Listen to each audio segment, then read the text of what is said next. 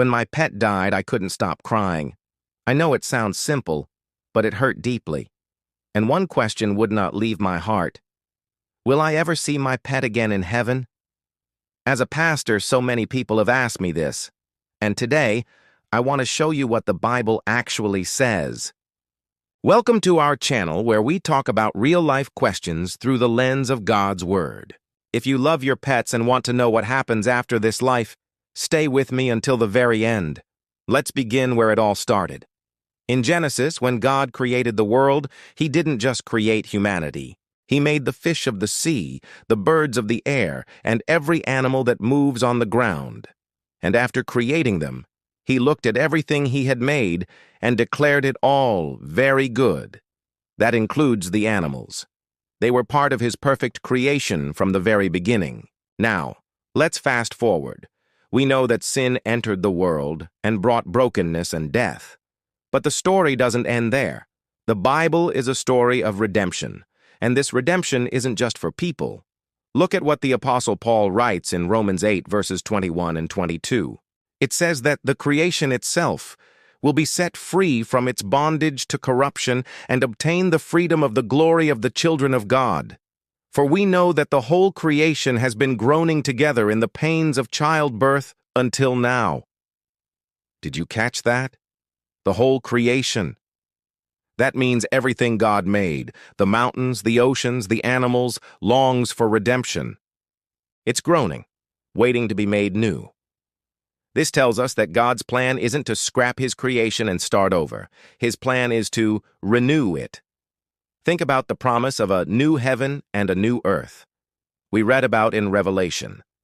The original Greek word for new here is kainos, which doesn't mean new in time, like a brand new thing that never existed before. It means new in quality, fresh and renewed. God is making all things new, not making all new things.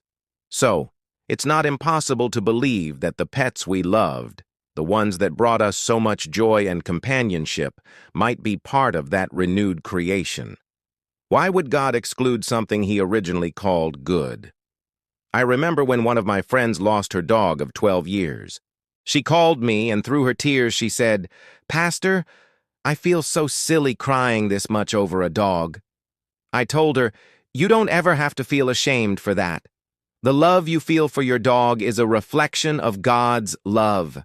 He's the one who made that pet for you and designed that bond. That deep ache we feel when we lose them isn't a sign of weakness. It's a sign that we were made for something more.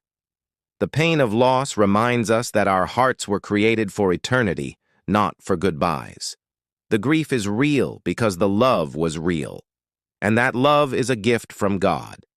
Now, you might be thinking, "But Pastor, is there a specific verse that says, 'My dog Fido will be in heaven'?" And the answer is no.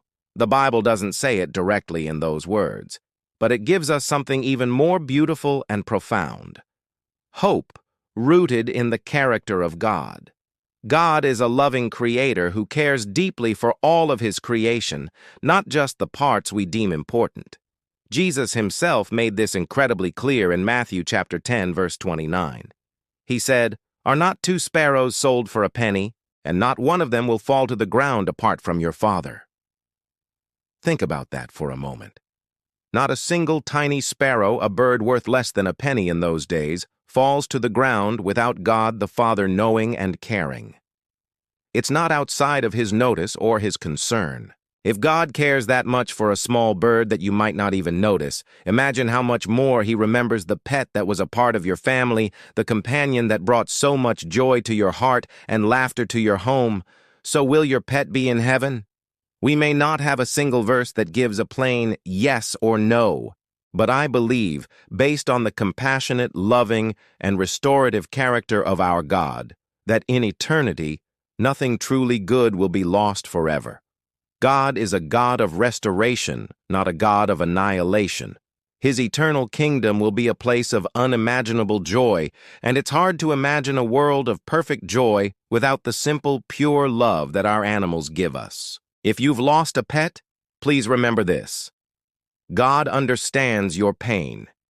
He sees your tears, and He knows the empty space that has been left in your home and in your heart. One day, when He restores all things, you will experience a joy far beyond anything you've ever known. And maybe, just maybe, the faithful friend who sat by your side on earth, who greeted you at the door with so much excitement, will be there too, as part of God's beautifully renewed creation. If this message comforted you, please type the name of your beloved pet in the comments below. Let's remember them and honor their memory together. And if you want more faith-filled videos that tackle real-life questions like this, please subscribe and click the bell so you don't miss a thing. Let's keep growing in faith, hope, and love together. Thank you for watching.